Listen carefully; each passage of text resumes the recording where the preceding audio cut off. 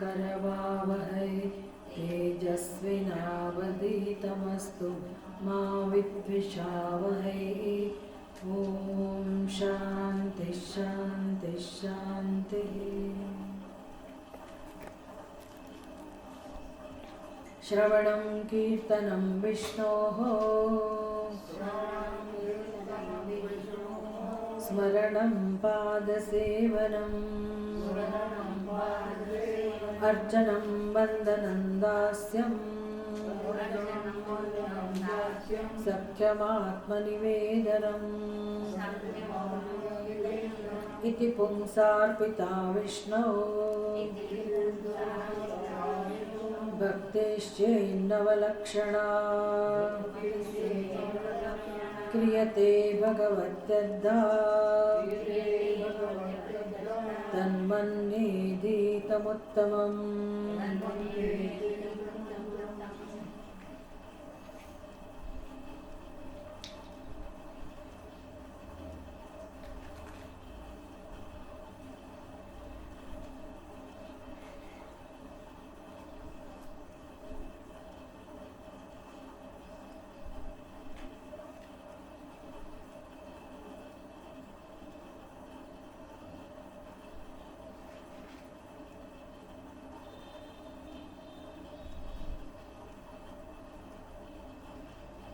ભાગવતની અંદર જે નવદા ભક્તિનું મહત્વ છે, ખાસ કરીને નવદા ભક્તિની આત્મનિવેદન ભક્તિ, એનું સુંદર વર્ણન શ્રીમદ ભાગવતની અંદર છે.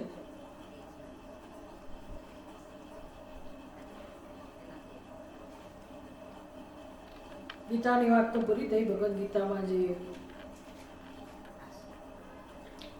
સર્વધર્માન પરિત્યજ્ય મામેકમ શરણં વ્રજ અહં ત્વા સર્વ પાપેભ્યઃ મોક્ષયિષ્યામિ મા શુચિ, એ આપણને સમજાયું અને આપણે યાદ પણ રાખી શકીએ કે છેવટે આત્મનિવેદન એટલે જેને આપણે આત્મા સમજીએ છીએ અજ્ઞાનને કારણે, એ ખોટી સમાજનું સમર્પણ કરવું, એનું નામ આત્મનિવેદન થયું.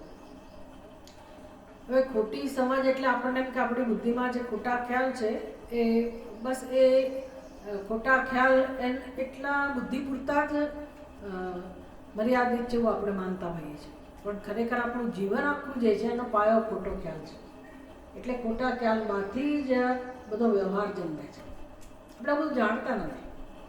આપણે જે જીવન જીવવા ટેવાયેલા છીએ, જે પ્રકારે વ્યવહાર કરીએ છીએ, એ વ્યવહારને આપણે સહજ કરીએ છીએ વ્યવહાર, અને એને સત્ય સમજીએ છીએ, અને એટલું જ જીવન જેવું માનીએ છીએ. જીવન આટલું જ છે કે મારી લાગણી હું અમુક રીતે વ્યક્ત કરું, તમારી લાગણી તમે અમુક રીતે વ્યક્ત કરો. એમ દરેક વ્યક્તિ પોતાના વ્યવહારમાં, વ્યવહાર કહો, એને તમારી પ્રવૃત્તિ કહો, કર્મ કહો, છેવટે કર્મ એટલે વ્યવહારમાં પ્રગટ થાય ને. દરેકનું કર્તવ્ય કર્મ હોય. ઘરમાં દરેક વ્યક્તિ પોતપોતાના કર્તવ્ય કર્મનું પાલન કરતી હોય, ઘરમાં કે બહાર.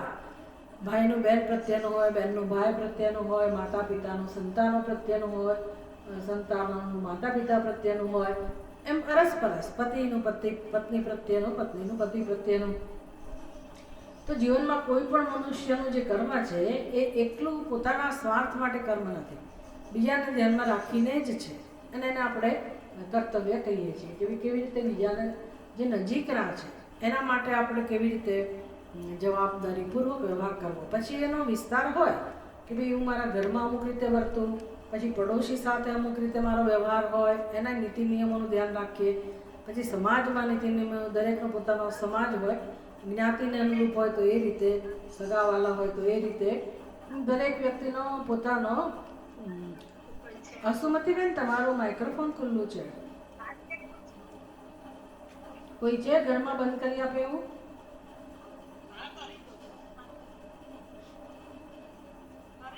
હા, કઈ વાંધો નહીં. તમે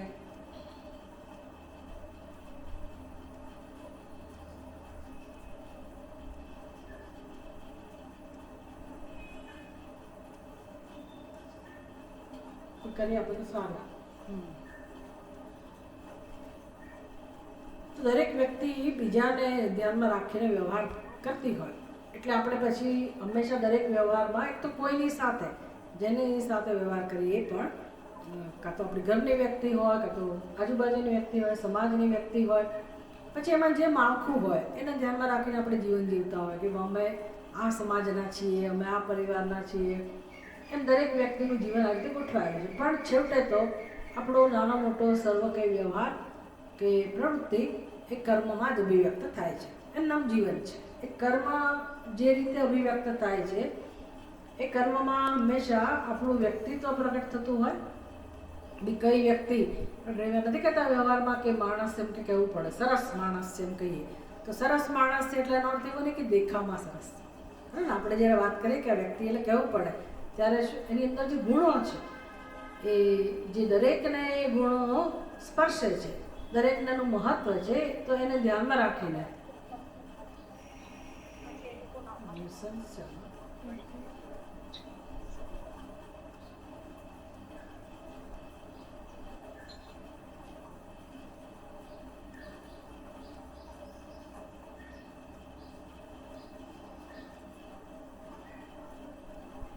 ક્લાસ શરૂ કરીએ ને ત્યારે જ આમાં નખરા શરૂ થયો છે.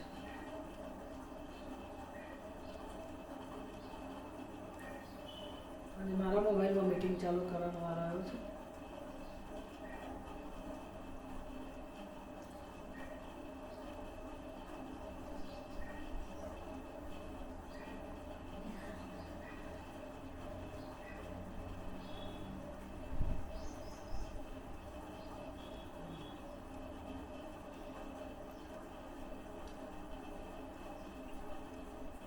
એ કોઈ વ્યક્તિને આપણે વખાણ કરીએ કે વ્યક્તિ એટલે કહેવું પડે તો માણસ બહુ સરસ છે એનો અર્થ કે એનો વ્યવહાર દરેક સાથેનો સરસ છે. જેને પણ એ મળતો હોય વ્યક્તિ મળતી હોય નાના મોટા સૌ કોઈ સાથે તો એના વ્યવહારથી આપણે નક્કી કરીએ છીએ કે માણસ સરસ છે. તો વ્યવહાર એનો સરસ છે એટલે વ્યક્તિ સરસ છે, પણ એનો વ્યવહાર એટલે એના કર્મ.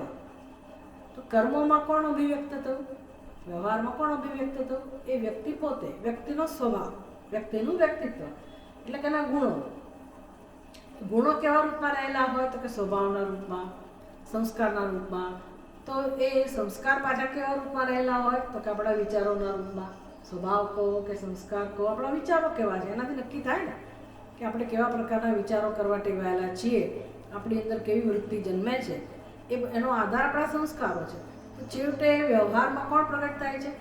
આમ જોવા જાવ તો વિચારો, આપણા સંસ્કારો, અને છેવટે આપણે.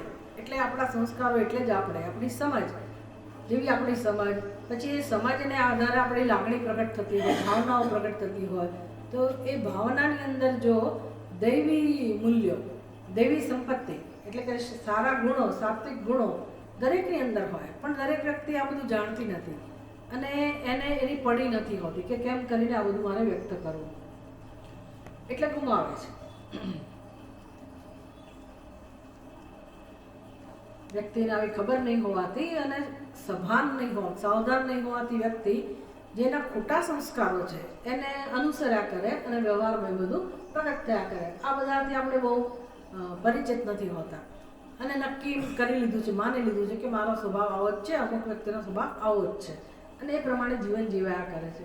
તો પશુ પક્ષીઓ આ રીતે જીવન જીવે તો બરાબર છે, પણ મનુષ્યને ભગવાને આ બધું વિચાર કરવાની તક આપી છે કે તમે તમારા વિચારોને સમજો, તમારા વ્યક્તિત્વને સમજો, તમારા સ્વભાવને સમજો અને તમારી અંદર પડેલી જે સાત્વિક વૃત્તિઓ છે, દેવી સંપત્તિ છે, એને તમે બહાર લાવો, એને પ્રગટ કરો. એ જીવનનો હેતુ છે. પછી વ્યવહાર તો થવાનો જ છે. જે વ્યવહાર થતો હોય એમાં દેવી સંપત્તિ આપણી પ્રગટ થઈ શકે, એનું નામ છે આત્મવિકાસ અને એ મનુષ્યના જીવનનો ધ્યેય છે. એમ કરતાં કરતાં આપણે જીવનમાં આગળ વધીએ, પછી નવો જન્મ મળે તો પછી એને અનુરૂપ જ મળે, પછી આપણું પતન ના હોય, પછી આપણી આગળ ઉન્નતિ જ થતી હોય. તો આ જે પ્રયોજન છે એ જ ખરેખર જીવનમાં મુખ્ય ધ્યેય છે, મુખ્ય પ્રયોજન છે. અને એ પછી તમે ભક્તિ જ્યારે સમજો તો ત્યારે આપણને આ બધી વસ્તુઓ સમજાય કે ભક્તિ એટલે શું. તો કે આવું શિક્ષણ, આ પ્રકારનું શિક્ષણ કે કઈ ભાવનાઓ ઉત્તમ રીતે મારા હૃદયમાંથી, મારા વ્યક્તિત્વમાંથી, મારા વ્યવહારમાં પ્રગટ થાય અને એમાં પછી વ્યવહાર કરતી વખતે જે ભગવાનનો ઉપદેશ છે એ ઉપદેશ ધ્યાનમાં રખાય. શેના માટે? કેમ કરતાં કરતાં હું આત્મરૂપે રહેલા ભગવાનને જાણી શકું. જે ભગવાન આપણે શોધીએ જ છીએ, બહાર મંદિરમાં શોધીએ, બીજે ક્યાંક શોધીએ, ઉપાસના દ્વારા શોધીએ, ઠીક છે, પણ છેવટે મળશે ક્યારે? બધા રસ્તા ખોટા નથી, પણ છેવટે એ પરમાત્મા જેને આપણે ઈચ્છીએ છીએ પરમાત્મા મળશે તો કયા રૂપમાં મળશે? તો કે આત્મરૂપે જ મળવાના છે છેવટે. એટલે જે આપણે ઈષ્ટ દેવતા હોય, રામચંદ્રજી હોય, શ્રી કૃષ્ણ ભગવાન હોય, મહાદેવ હોય, જે પણ ભગવાન હોય, એ ભગવાન ખરા અર્થમાં ક્યારે મળ્યા કહેવાય? જ્યારે આત્મરૂપે આપણને દર્શન આપે ત્યારે. ભલે એ પોતાના રૂપમાં દર્શન આપે, આત્માથી ભિન્ન હોય એ રીતે દર્શન આપે તો પણ વાંધો નથી, તો પણ ભાઈ છેવટે ભગવાન આપણને આશીર્વાદ આપશે, આપણા ઉપર કૃપા કરશે, અનુગ્રહ કરશે અને છેવટે આપણને આત્મરૂપે ભગવાન જ્ઞાન દ્વારા પોતાનું દર્શન આપશે. તો ભગવાનનું દર્શન એટલે છેવટે આત્મરૂપે કરતા શીખવું, તો એના માટે આપણું જીવન છે. તો ભક્તિ, ભગવાનમાં પ્રેમ, ભગવાન સાથે સંબંધ રાખીને ધીરે ધીરે હું મારા વિચારો બદલું, સંસ્કાર બદલું, વ્યવહાર બદલું, વ્યક્તિત્વ બદલું અને છેવટે સંપૂર્ણપણે મારું વ્યક્તિત્વ જે ખરું વ્યક્તિત્વ છે. ખરું વ્યક્તિત્વ કેવું છે? ભગવાન ગીતામાં કહે છે કે હું દરેકના હૃદયમાં સચ્ચિદાનંદ સ્વરૂપે રહેલો છું.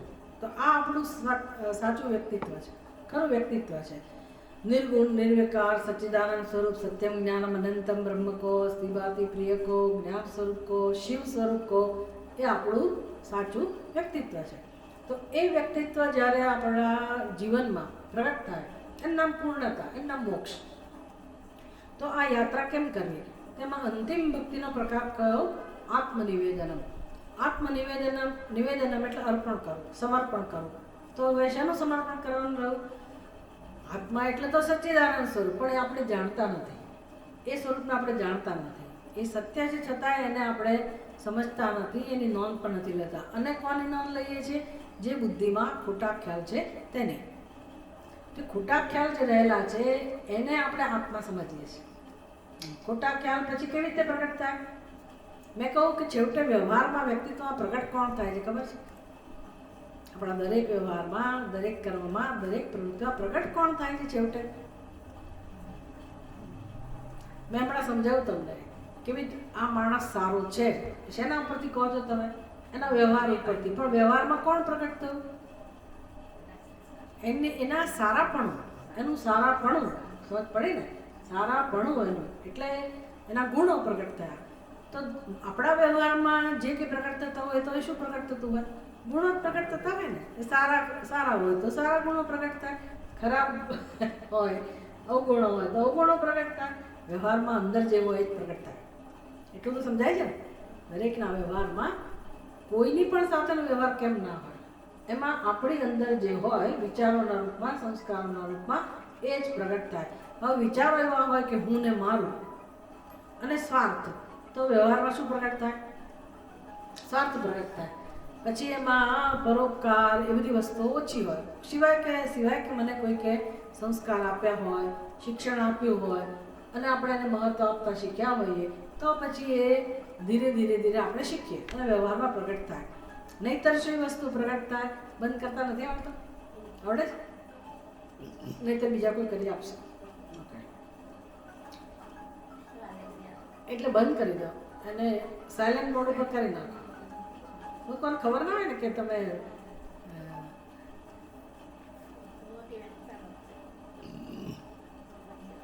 એને લાવો સાયલેન્ટ મોડ ઉપર કરી આપો. પણ તમે ત્યાંથી બંધ કરો, ત્યાંથી તો ફોન તો ચાલુ જ છે. જો વોલ્યુમ બંધ ના થાય, એ સાયલેન્ટ ના કહેવાય, ઉપરથી સાયલેન્ટ. હવે ક્લાસ પતે ને પછી એને બંધ ખોલી.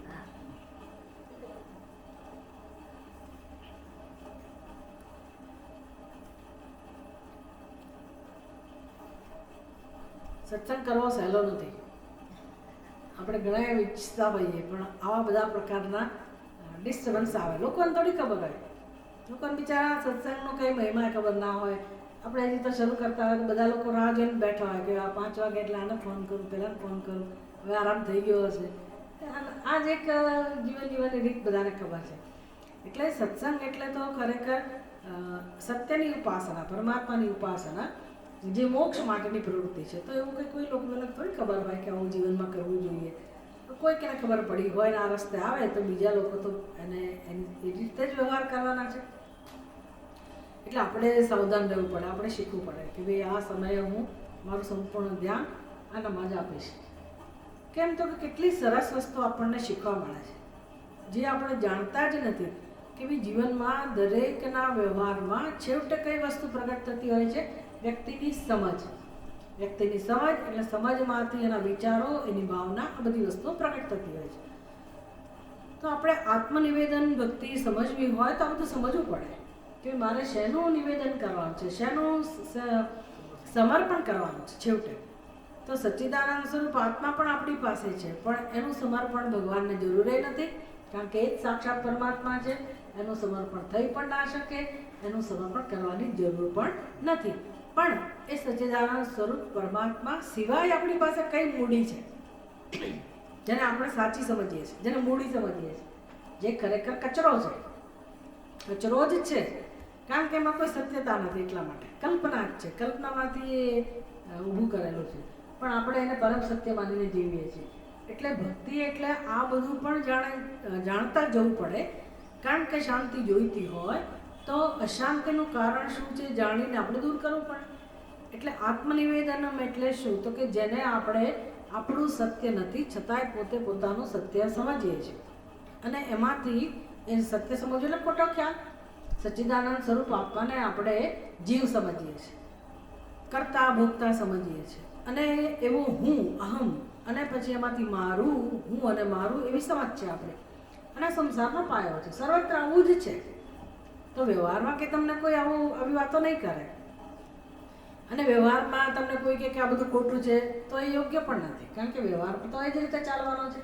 એટલે આપણે તો ઊંડા ઉતરવાનું છે. તત્વ જ્ઞાન પ્રાપ્ત કરવું હોય, ભગવાનનું દર્શન કરવું હોય તો બુદ્ધિને કેમ ઊંડાણમાં લઈ જવી, ગહેરાઈમાં લઈ જવી, સૂક્ષ્મ બનાવવી.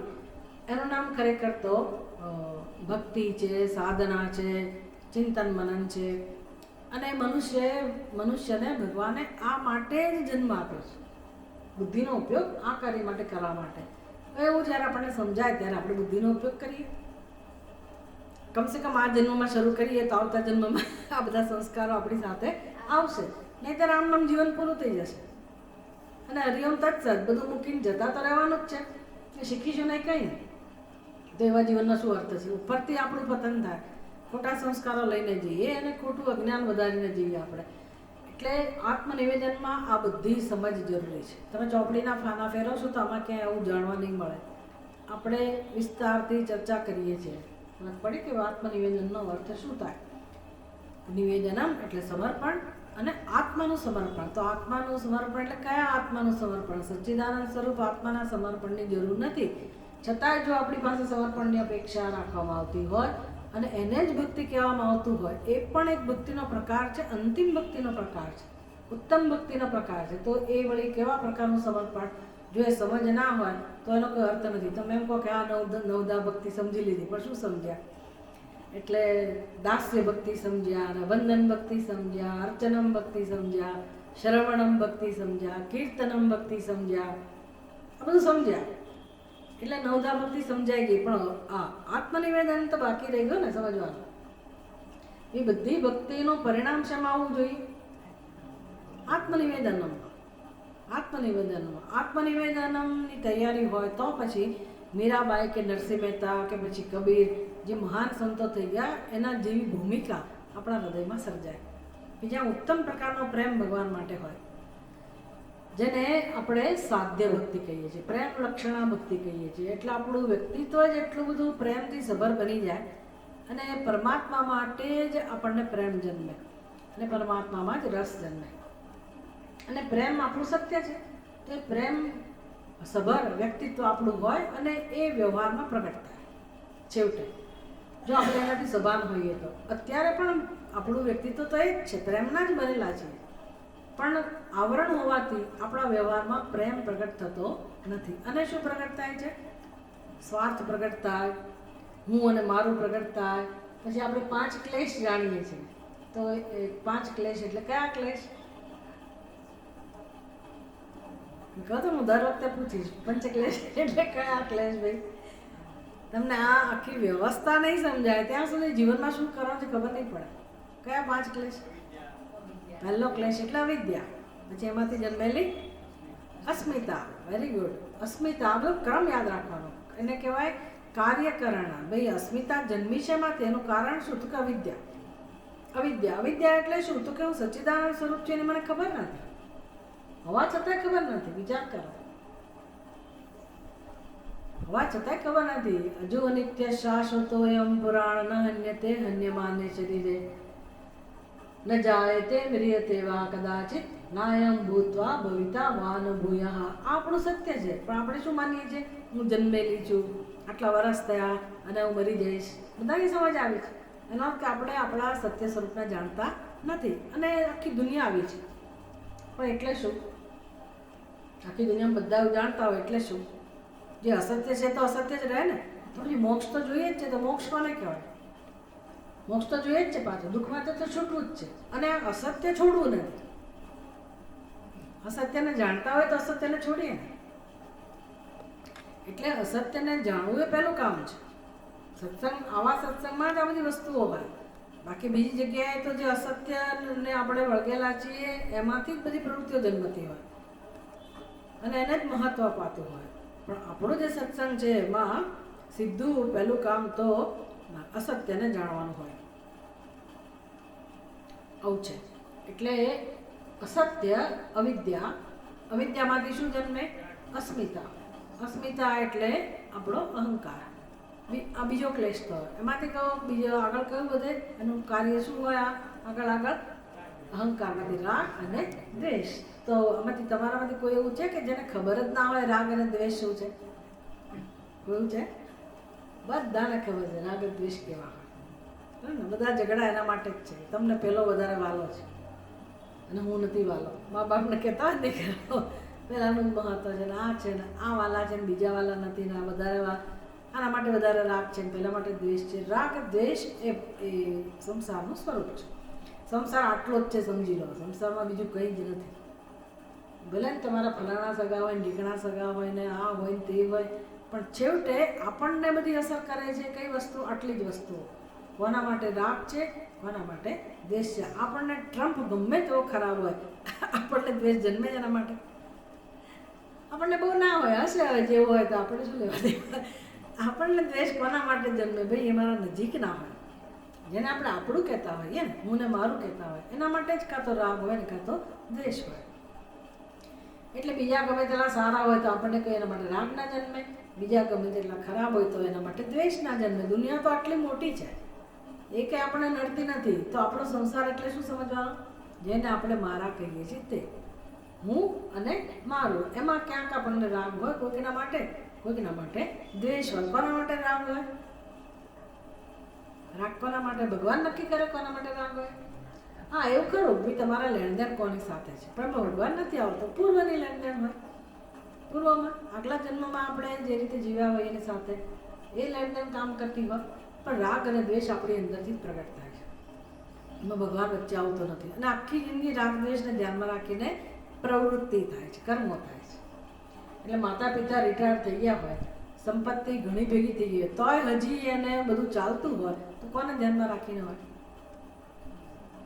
પોતાના સંતાનો માટે રાગ હોય ને.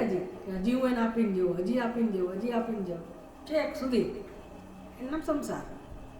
અને પહેલાને તો ન જ મળે દ્વેષ.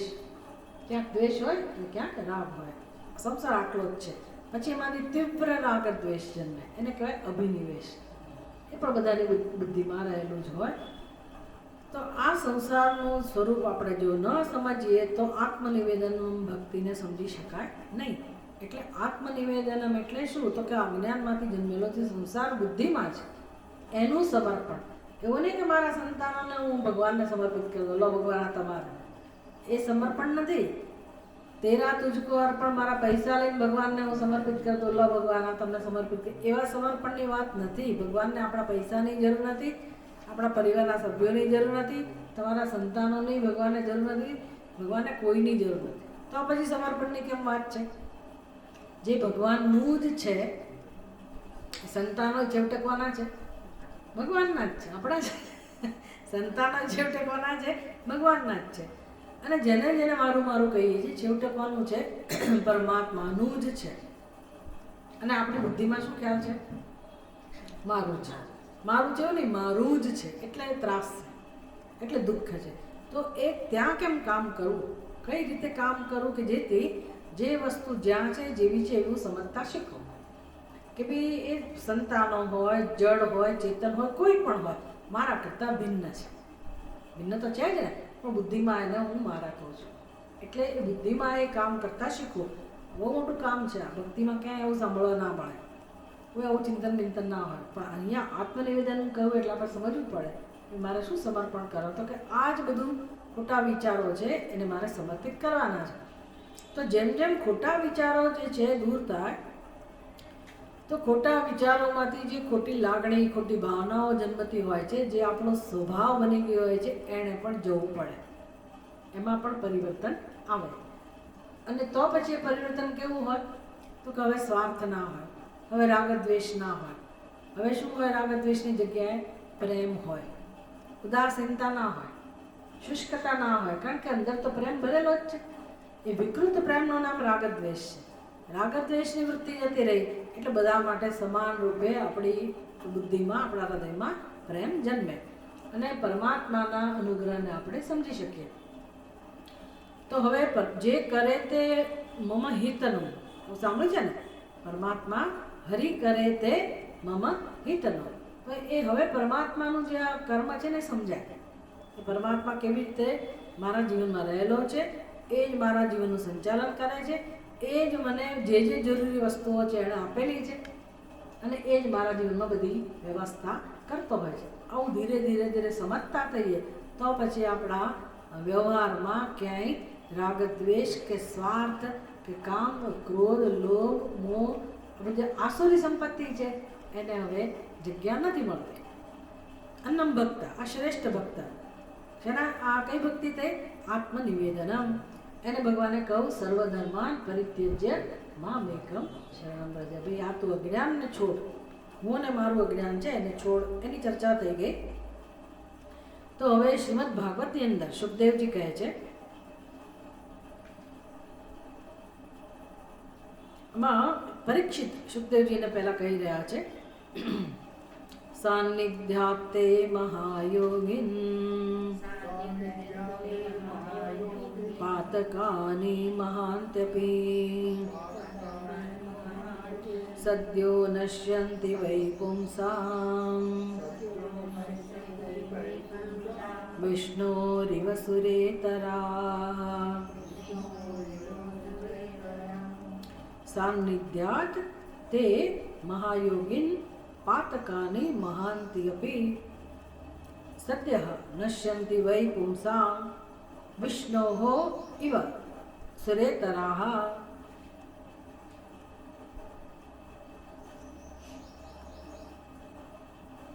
સુખદેવજી માટે મહાયોગિન શબ્દ છે એટલે પરીક્ષિત કહે છે કે હે મહાયોગિન, હે સુખદેવજી, જેવી રીતે વિષ્ણોઃ ઇવ સુર ઇતરાઃ નશ્યન્તિ. સુર ઇતરાઃ, સુર એટલે કોણ? સુરનો અર્થ શું થાય? દેવતા. સુર એટલે દેવતા. સુર ઇતરાઃ, ઇતર એટલે બીજો, ભિન્ન, વિરોધી. તો સુરથી વિરોધી એટલે કોણ હોય? અસુરા. સુર અને અસુરા. સુર એટલે દેવતા, તો અસુર એટલે શું થાય? રાક્ષસ. દેવતાઓથી ભિન્ન, વિરોધી. તો સુરેતરાઃ, સુરેતરાઃ એટલે કે રાક્ષસાઃ નશ્યન્તિ, અસુરાઃ નશ્યન્તિ. અસુરો નાશ પામે છે. કોને કોને કારણે? કોના સાનિધ્યથી? વિષ્ણોઃ સાનિધ્યાત.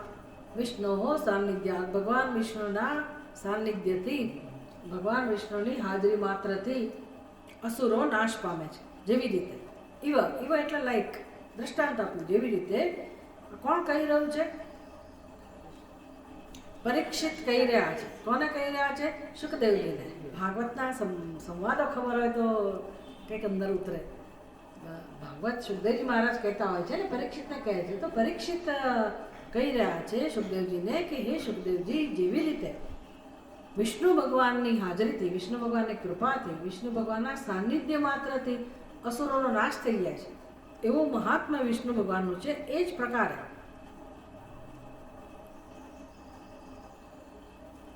સાનિધ્યાત તે, આપના સાનિધ્યથી મહાંતિ અપી પાતકાની સદ્ય નશ્યંતી. ભલભલા પાપ, મોટામાં મોટા પાપ જે છે, પાપના સમૂહ છે, એ નાશ પામે છે. કોનાથી? તે સાનિધ્યાત, તે એટલે આપના સાનિધ્યથી. હવે તમને એટલું સંસ્કૃત આવડવું જોઈએ કે ભાઈ આ આપનું સાનિધ્ય એટલે કોણ, કોને કહે છે, એ ખબર હોય તો સમજી શકાય ને. એ દ્રષ્ટાંત તો આપ્યું કે જેમ વિષ્ણુ ભગવાનની કૃપાથી, વિષ્ણુ ભગવાનની હાજરી માત્રથી અસુરો નાશ પામે છે, એવી રીતે આપની હાજરીથી મનુષ્યના મોટામાં મોટા પાપના સમૂહ હોય એ પણ નાશ પામે છે. તો કોની હાજરીની વાત થઈ રહી છે, કોની કૃપાની વાત થઈ રહી છે? તો શેના પરથી ખબર પડે કોણ કોને કહે છે? તો ઉપર જો હિન્દી ટ્રાન્સલેશનમાં છે ને, મહારાજ પરીક્ષિત શ્રી સુખદેવજી સે કહેતે हैं. તો સુખદેવજી માટે કયો શબ્દ વપરાયો છે? મહાયોગી. શ્લોકની અંદર મહાયોગીન શબ્દ છે. હે મહાયોગી, તો સુખદેવજીને કહે છે. સુખદેવજી એટલે મહાયોગી. સુખદેવજીની પ્રશંસા કરી રહ્યા છે. કોણ કરી રહ્યું છે? રાજા પરીક્ષિત. ભાગવતની કથા સાંભળવા બેઠા છે ને, એટલે રાજા પરીક્ષિત જે આ કથા ઉપદેશ આપી રહ્યા છે એ સુખદેવજીની પ્રશંસા કરે છે કે હે સુખદેવજી, આપની હાજરી માત્રથી, આપ મહાયોગી છો અને આપની હાજરી માત્રથી મોટા પાપનો નાશ થઈ જાય છે. જેવી રીતે વિષ્ણુ ભગવાનની હાજરી માત્રથી દૈત્યનો નાશ થઈ જાય છે, એવી રીતે. તો આ ભક્તિનો પ્રભાવ કયો?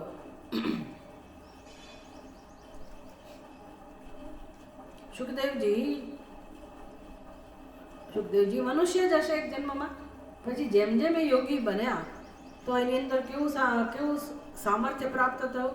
તો કે પાપોનો નાશ કરવાનું સામર્થ્ય પ્રાપ્ત થયું.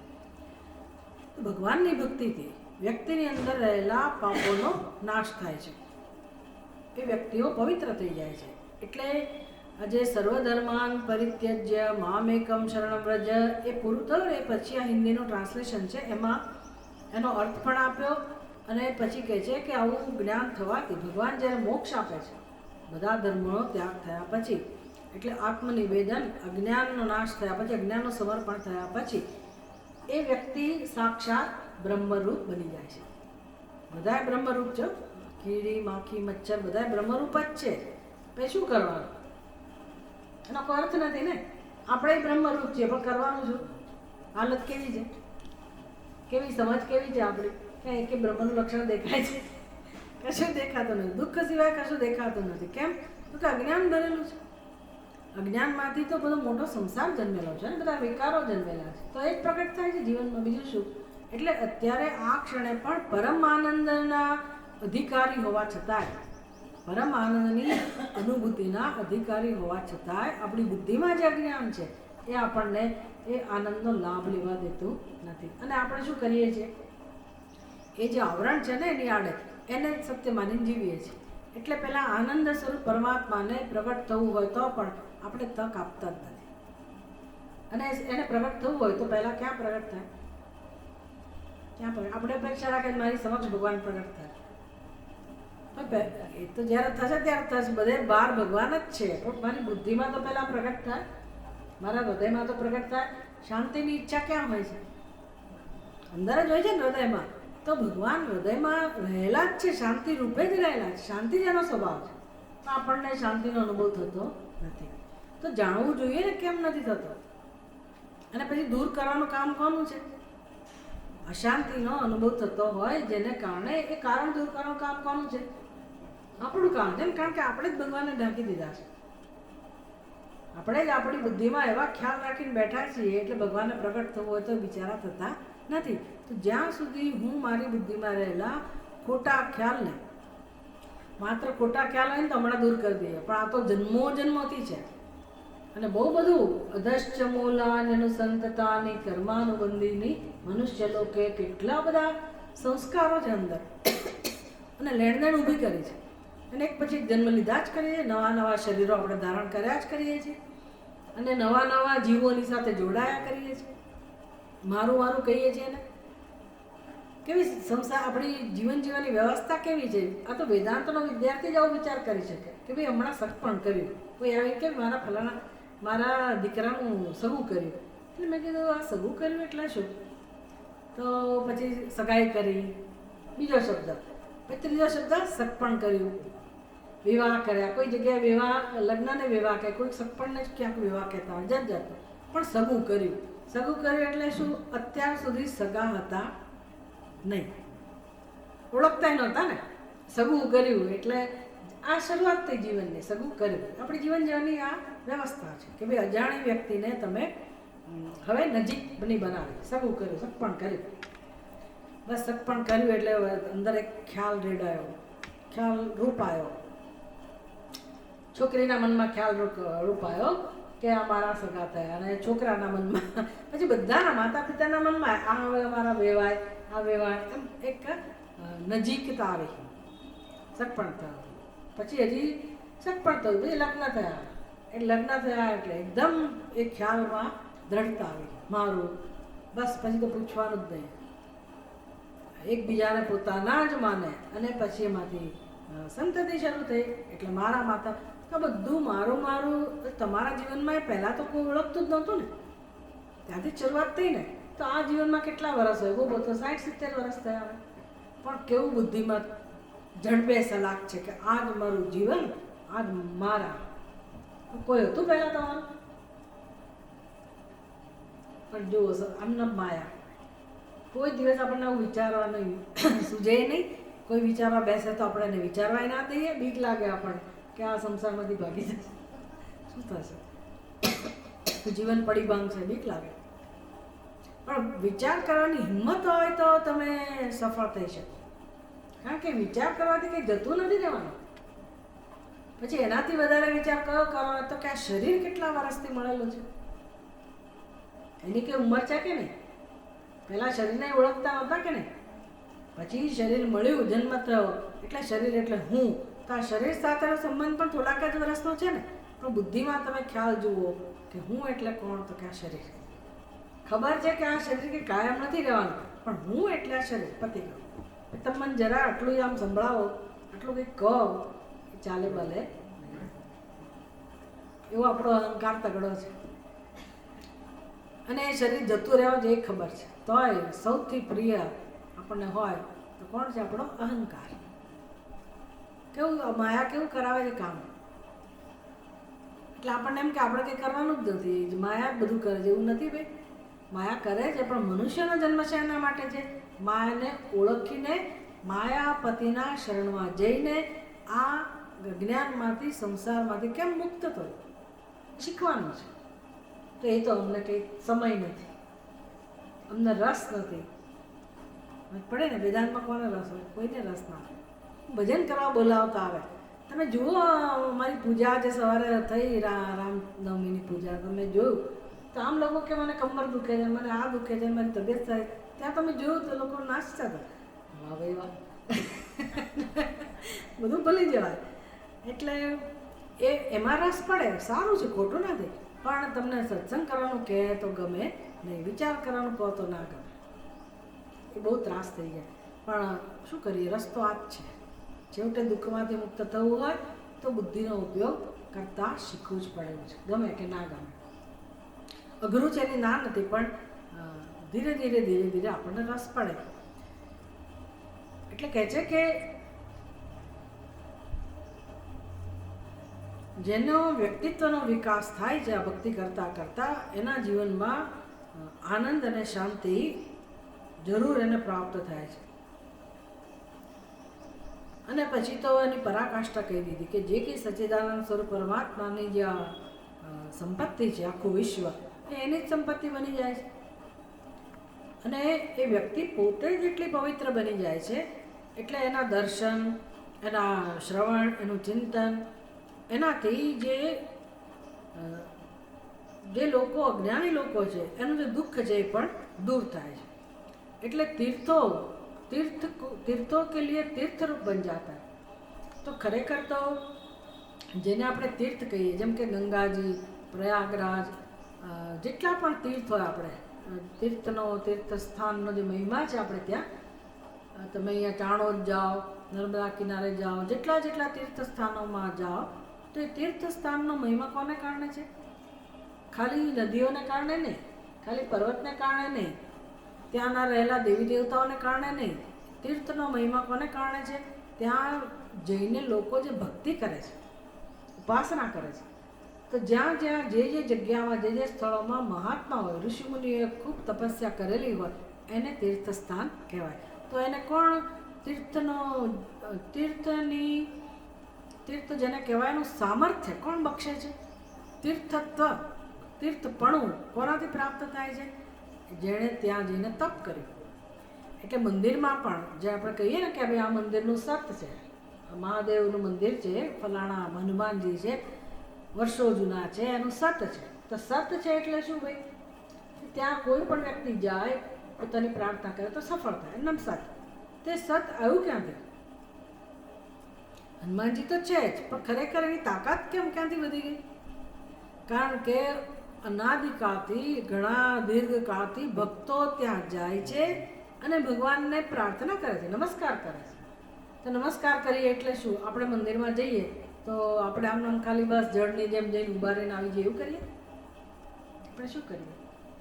તમે જુઓ તો ખબર પડે, આપણા ભારતમાં જ આ દર્શન શક્ય છે. તમે દક્ષિણમાં જાઓ, ગુરુવારમાં જોયું અમે, દક્ષિણમાં જાઓ, રામેશ્વરમાં જાઓ, ક્યાંય પણ દક્ષિણના કોઈ પણ મંદિરમાં જાઓ, ઉત્તર ભારતમાં જાઓ, હિમાલયમાં જાઓ, આ બાજુ જાઓ, પૂર્વમાં જાઓ, દ્વારકામાં જાઓ, દરેક જગ્યાએ રામનવમીના દિવસે ત્યાં કદાચ આપણા અયોધ્યામાં ગયા હો, જ્યાં ત્યાં લાઈનોની લાઈનો હોય. હવે કલાકો સુધી લોકો ઊભા રહે, ગમે તેવી નીચે મુશ્કેલી હોય પગની ઊભા રહેવાની, ગંદકી હોય પણ ઊભા રહે.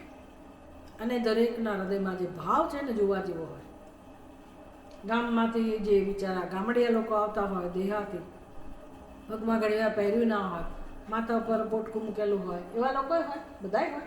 અને હજારની ટિકિટ કપાવેલા, 5000ની ટિકિટવાળા લોકો હોય, બધા પ્રકારના લોકો હોય.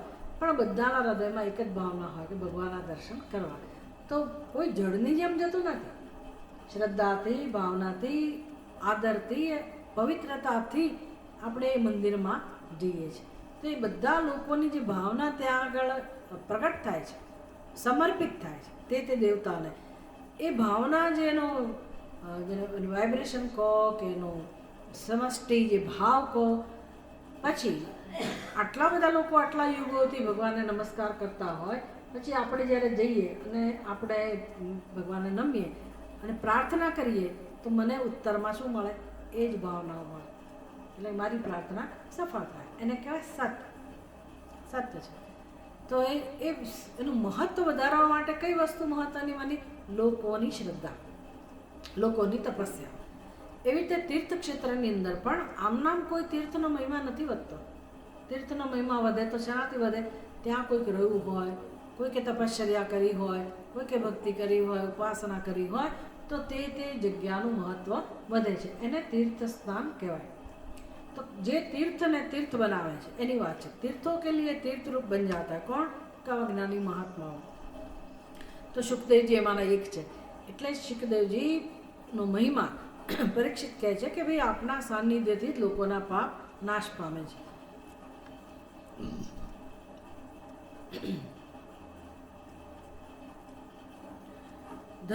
ધર્મરાજ યુધિષ્ઠિર પણ વિદુરજીને કહે છે,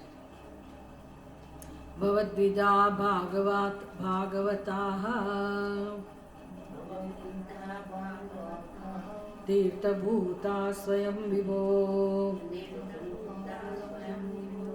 તીર્થી કુર્વન્તિ તીર્થાનિ સ્વાંતસ્થેન ગદાભૃતા.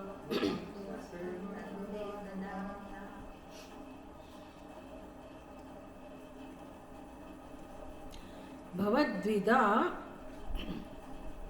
યુધિષ્ઠિર કહે છે વિદુરજીને, ભવદ્વિધા ભાગવતાઃ तीर्थभूताः स्वयं विभो। हे भगवान, भगवत भक्त स्वयं तीर्थ स्वरूप स्वांतस्थेन भागवताः तीर्थभूताः स्वयं વિભો એ એમના માટે વપરાયેલો શબ્દ છે, વિદુરજી માટે. ધર્મરાજ યુધિષ્ઠિર કહે છે વિદુરજીને, હે વિભો, હે પરમાત્મા, હે ભગવાન, ભવત, ભવત એટલે આપના જેવા, ભવત વિધા આપના જેવા, ભાગવતા, ભાગવત એટલે ગ્રંથ છે તો બરાબર છે ભાગવત, પણ ભાગવતનો અર્થ થાય ભગવાનના ભક્ત. તો આપના જેવા ભગવાનના ભક્ત. વિદુરજી ભગવાનના ભક્ત હતા એ તો ખબર છે ને. હવે આખી નગરીમાં, લંકામાં કોઈ ભક્ત નહોતું, બધા રાક્ષસો હતા, અને છતાં એ લંકા નગરી ક્યાં સુધી લોકો સુખેથી રહી શક્યા? જ્યાં સુધી વિદુરજી હતા. અરે વિદુરજી નહીં, ત્યાં કોણ હતું? વિભીષણ. એવી જ રીતે વિદુરજી કૌરવોની સાથે. તો કૌરવોમાં પણ ક્યાં સુધી થોડા સુખ શાંતિ હતા? જ્યાં સુધી વિદુરજી હતા ત્યાં સુધી. જેવા વિદુરજી નું અપમાન થયું અને કાઢી મૂક્યા, ત્યાર પછી ત્યાં અશાંતિ શરૂ થઈ. તો એ શાંતિનું કારણ કોણ હતા? વિદુરજી. લંકામાં શાંતિનું કારણ કોણ હતા? વિભીષણ. એ બધા ભગવાનના ભક્તો હતા. એટલે કે જે ભાગવતા, આપણા જેવા જે ભક્ત લોકો છે, ભગવાનના ભક્ત છે, એ કેવા છે? સ્વયં તીર્થભૂતા. એટલે કે એ ભક્ત પોતે જ તીર્થ જેવા છે, અને એ જ તીર્થી કુર્વંતી, તીર્થને તીર્થ બનાવે છે. સ્વયં એ લોકો તીર્થ છે. એ જ્યાં હોય ત્યાં તીર્થ સમાન જ છે, પણ એ જ્યાં જાય એ જગ્યાને પણ શું બનાવી દે? તીર્થ બનાવી દે. શેનાથી બનાવતા હશે? શેનાથી બનાવતા હશે? કંઈક આમ પ્રયોગો કરતા હશે? શું કરતા હશે? ભાઈ એમનો સ્વભાવ ખરો, એની ઉપાસના, એનો વ્યવહાર, એનું ચિંતન, એનું મનન, એની ભક્તિ. તો એ તો કોઈ પણ બની શકે. તમે બની શકો, તમે તમારા ઘરને તીર્થ બનાવી શકો. પડી ને? શેનાથી બનાવી શકીએ? આપણી ભાવનાથી, આપણી તપશ્ચર્યાથી, આપણા તપથી. તો આ જ કામ કરવાનું છે મનુષ્ય, બીજું શું કામ કરવાનું છે? આપણા ઘરમાં જોઈ શકીએ, ઘણીવાર ઘરમાં શાંતિ હોય છે, વડીલો હોય ને ત્યાં સુધી. અમુક વડીલો જે ખૂબ પુણ્યશાળી હોય, તપસ્વી હોય, એની હાજરીમાં ઘરમાં શાંતિ હોય. જેવો એનો ઉદ્ધાર થઈ ગયો એટલે ઘરમાં પછી બધા ઝઘડી શરૂ થાય, કકળાટ શરૂ થાય. એટલે દરેકની જવાબદારી છે મનુષ્યની કે પોતાના વ્યક્તિત્વનો વિકાસ કરવો, અને એ દ્વારા કુટુંબને પણ અહીંથી માર્ગદર્શન મળે અને પોતાના ઘરને પણ તીર્થ બનાવે. તો અહીંયા ભક્તોનો મહિમા કયો? યુધિષ્ઠિર કહે છે વિદુરજીને કે તમારા જેવા ભક્તો સ્વયં તીર્થ સમાન છે. તીર્થી કુર્વંતી તીર્થાની સ્વાંતસ્થેન ગદાભૃતા.